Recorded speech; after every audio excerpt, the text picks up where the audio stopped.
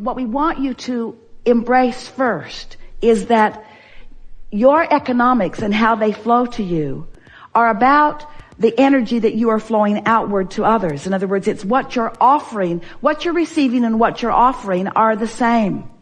They are vibrationally equivalent. And if you can think in terms of the service that you're offering, now we offer that word carefully because you misunderstand it every time someone uses the word. But in this conversation that we're having, where we've agreed that economics is all about serving one another, in other words, it's what it all is, then as you acknowledge that your contribution, what you are offering to this mix, is of value to others, once you go there, now your understanding of economics is in a whole new place that can serve you in a whole new way. So now we'll ask you, are you there yet? Do you acknowledge that it is your service to others? So now, in what ways do you serve? You were going to make a short list a little while ago, but in what ways do you serve others? You serve others by getting energy flowing. You serve others by tapping into the stream of infinite intelligence. You serve others by tuning in, tapping in to the frequency, this high power frequency. You serve others by understanding the path of least resistance. You serve others by being wobble free. You serve others by tapping in, not just to infinite intelligence, but to infinite prosperity, to infinite abundance of energy, to infinite ideas. If you're serving others, then isn't it the idea that really is at the basis of most service, you see? When you loosen up these cobwebs and you start acknowledging that you could be in the right place at the right time, in more conversations, in more opportunities to uplift, if you would put your attention upon the energy that you're receiving, which then you will be flowing. But here's the most interesting thing about economics. We already said it to you, but we're going to say it to you again. You don't get it until you give it, because it is the asking for it that summons it. So when you get into an attitude of service, which is asking for it on the behalf of others, now you open a really big portal, a really big vortex of abundance, you see. And that's really the place that you want to start with all of this. In what ways can I be of value to others? Now let's start generally. Are you of more value to others when you are ornery or happy? Well, that's not a difficult thing to understand, and yet it's usually not a question that you ask in relationship to economics, is it? Because you're thinking in terms of your action, not in terms of your attitude. But your attitude, your mood, your vibration is everything in terms of what you receive and in terms of what you give, you see. So if you're thinking in terms of being the portal through which all of this flows, do you acknowledge that the world is out there asking? Do you acknowledge that their life experiences are what are causing them to identify what the next economic booms will be?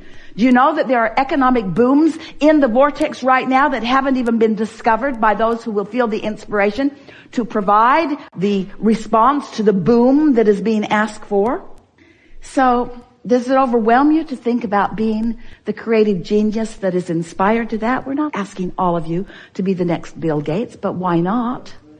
We're not asking you to be the next innovator of the next big invention, but why not? But what we are asking you to do is acknowledge that there is infinite energy flowing, and enough abundance will flow to serve you in the way that you are wanting to be served once you get into this flow of economics. It's all about energy, you see.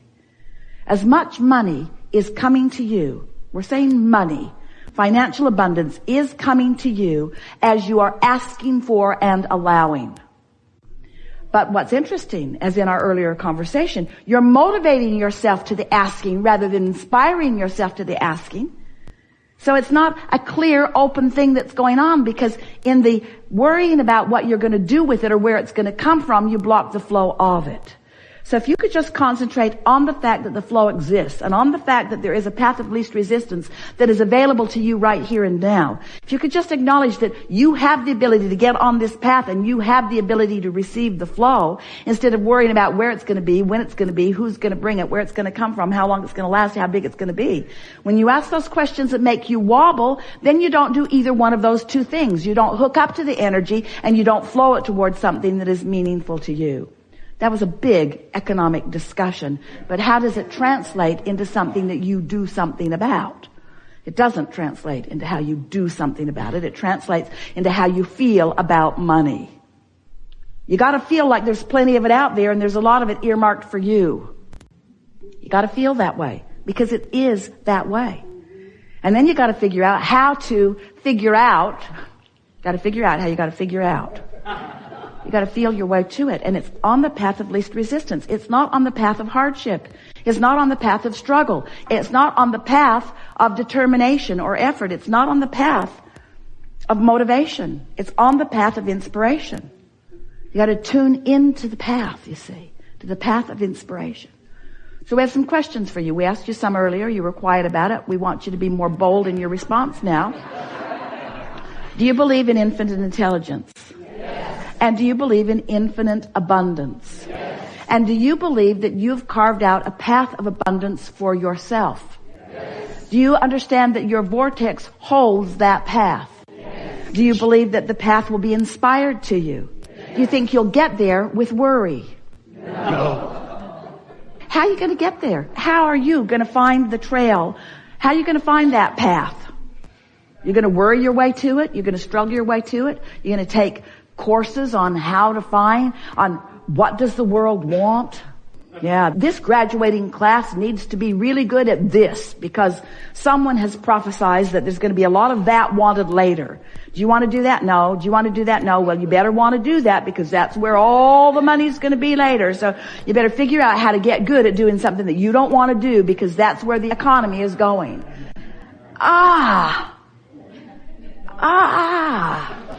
What do you want to do? What do you want to do? You've lived long enough. None of you were born yesterday. What do you want to do? What do you like to do? Do you believe that you can serve doing something that's fun to do? Do you believe that you can find satisfaction in what you do? Do you believe that you know what some of those things are? Do you believe that they're queued up and in your vortex already? Do you believe that there's a path already laid out for you that you're just reaching for the inspiration to? Yeah. So how do you find that path? This is the question of all questions. How do you find the path? Think about it. Do, do, do, do, do.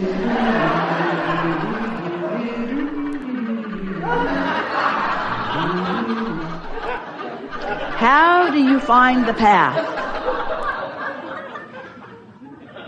Do, do, do, do, do.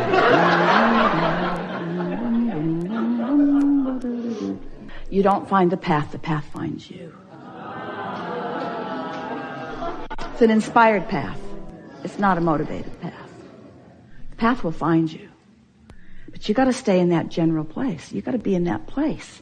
You've got to highlight within you what matters to you. I like freedom and I like fun and I like inspiration. I like great ideas and I like being of value. And I like sniffing out the trail and I like following the trail and I like where the trail leads. The path will find you. You've just got to do the wobble-free work, you see. The path will find you. There was somebody at the Cancun retreat that said that a brother-in-law that he didn't know existed gave him an enormous amount of money. It just appeared in the universe, something that he had not expected at all. Well, it's like that. It's just like that. I'm curious if there's like an advanced level. Yeah, you all have huge inheritances. You do. Huge inheritances. But you got to put yourself in the place of receiving the inheritance. Sometimes the inheritance comes in the form of money deposited right to your account. And you all think, yeah, that's the method I choose. But sometimes it comes in the form of an idea. Sometimes it comes in the form of a collective experience with others. And depending upon who you are and what you want, it will satisfy all of those things, you see. You think that you would like a big pile of money to descend on you. And for a while it would be fun because you would do the things that you haven't been doing that you feel that you need the money in order to do. But it would not be a long-lasting, satisfying experience because it's not the clump of money that you're reaching for. It's the flow of money. It's not the destination that you're reaching for. It's the reason to go on the journey. And so when we said the path will find you, the path has already found you. It's just an eternally unfolding path. It will continue to surprise and delight you, you see. You just got to decide that you want to feel good and that you want to have fun and what matters to you is this. Esther will say it. What matters to me, Esther says every day, what matters to me is clarity. Because that means alignment. And then she'll say, and fun. Because clarity is fun.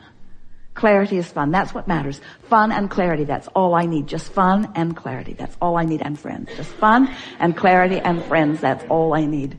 Fun and clarity and friends. Friends to have fun with and friends to experience clarity with. That's all I need is just fun and clarity and friends and places to go with my friends.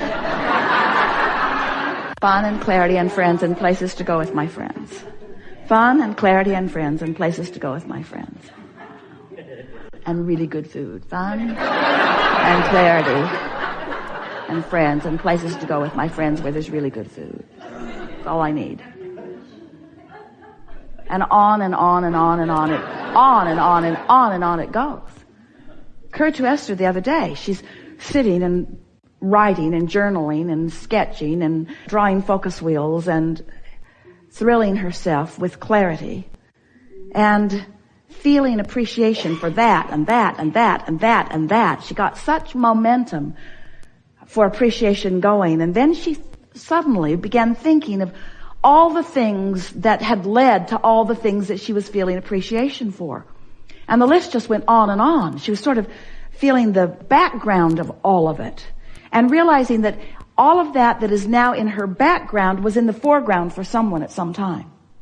It was someone's leading edge. Now it's the background for her. Now it's the basis for her where she stands in her leading edge. But everyone has always been looking forward, it occurred to her. They've all been looking forward, and everything that has been before is all pointed toward where I am now. And suddenly she felt herself at the pinnacle, at the point, at the receiving end of this huge funnel of well-being. Everything that had ever happened before, it felt like it all had happened for the benefit of her standing right here, right now. All of it. Everything everyone had ever thought, everything that everyone had ever wanted, every road that had ever been built, every FedEx truck that would ever gotten on the road to bring her something that she just ordered from Amazon yesterday. In other words, everything in all of the universe felt as if it existed for this moment in time, for this leading edge beingness, for this culmination of who she is right here, right now. And you know what? She's right. But as she figured that out, now she's standing in a place of worthiness like she has never stood in before. All of this for me, all of these thoughts for me, all of this benefit for me, all of this transportation, all of this economics, all of this industry, all of this technology, all of this for me, all of this for the benefit of what I see here and here and here and here and here.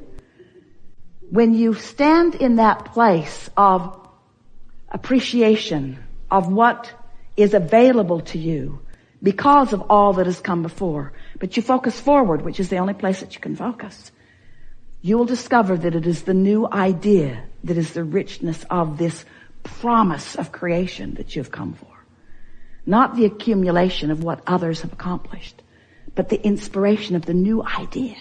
Because it's the hatching of what's new that we all live for, you see. We are eternal beings, and it's that new hatching. It's that new hatching that gives you the goosebumps. Always. The new hatching. So sometimes it feels to you like you are the receiver of that which is us. And we say those goosebumps are us. But it's your newfound receiving place of that vibration that makes you feel it the way you do. It's that breaking loose into the new place. Always a new place, always a new place, always a new place, always a new place. More to live, more to love, more to know, more to taste, more to feel, more to see, more to smell, more to hear, more to experience, more to live. That's the abundance that is yours. That's the inheritance that's there for you. And you stand at the point of it. You stand at the point of all of that, ready to receive it. And the question is, are you ready? Are you ready? Do you really love yourself? Have you practiced that? How mad have you been at others? That blocks what flows to you. How allowing are you of others? Because that opens what flows to you.